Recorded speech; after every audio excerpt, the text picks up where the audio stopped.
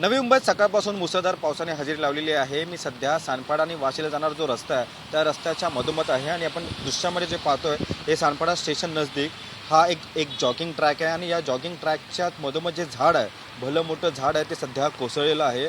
मात्र कुठलीही जीवितहानी झाली नसली तरी देखील मात्र मोठा अनर्थ टळला म्हणायला काही हरकत नाही। अचानक हे झाड कोसळल्याने परिसरात भीतीचं वातावरण निर्माण झालेलं आहे।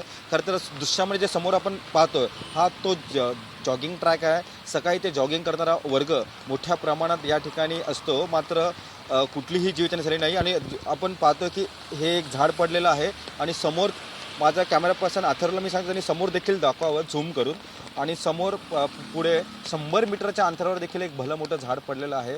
हा संपूर्ण जॉगिंग ट्रॅक आहे। खरं तर 1.5 ते 2 किलोमीटर हा जॉगिंग ट्रॅक महानगरपालिकेने बनवलेला आहे। मात्र एकाच वेळी या ठिकाणी 2 भली मोठी झाडं पडलेली आहे, मात्र कुठलीही प्रकारची जीवितहानी सध्या झालेली नाही। मात्र अचानक या दोन झाडं पडल्यामुळे येथील जॉगिंगला जाणारा जो वर्ग असतो किंवा नवी मुंबईकर असतात त्यांच्यामध्ये भीतीचं वातावरण निर्माण झालेलं आहे। खरं तर हे भलं मोठं झाड आहे। आपण बघू शकतो की दृश्यामध्ये पूर्ण ते जमिनीपासून पूर्ण निघालेलं आहे आणि रस्त्यावरती पडलेलं आहे आणि मोठ्या प्रमाणात त्याच्या फांद्या वगैरे असतील त्या देखील या सध्या रस्त्यावरती आहेत। मात्र आपण पाहतोय की हा रस्ता समोर आहे आणि हा फुटपाथ आहे आणि मध्ये जॉगिंग ट्रॅक आहे। मात्र हे जेव्हा झाड पडलं तेव्हा या ठिकाणी कोणीच नव्हतं, त्यामुळे मोठी दुर्घटना ही सध्या टळलेली आहे। खरं तर आपण पाहतोय की गेल्या काही दिवसापासून नवी मुंबईत पावसाचा हाहाकार आपल्याला पाहायला मिळतो आणि ह्या पावसामुळे हे भलं मोठं झाड कोसळलं असं म्हणायला देखील हरकत नाही। मात्र आता नवी मुंबई महानगरपालिका प्रत्येक गोष्टीकडे बारकाईने लक्ष देते की नाही हे देखील पाहणं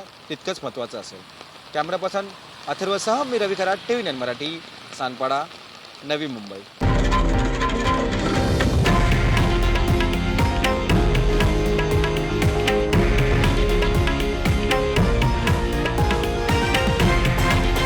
हे आहे देशातील नंबर 1 न्यूज नेटवर्क आणि आपण पाहत आहात TV9 मराठी, एकमेव।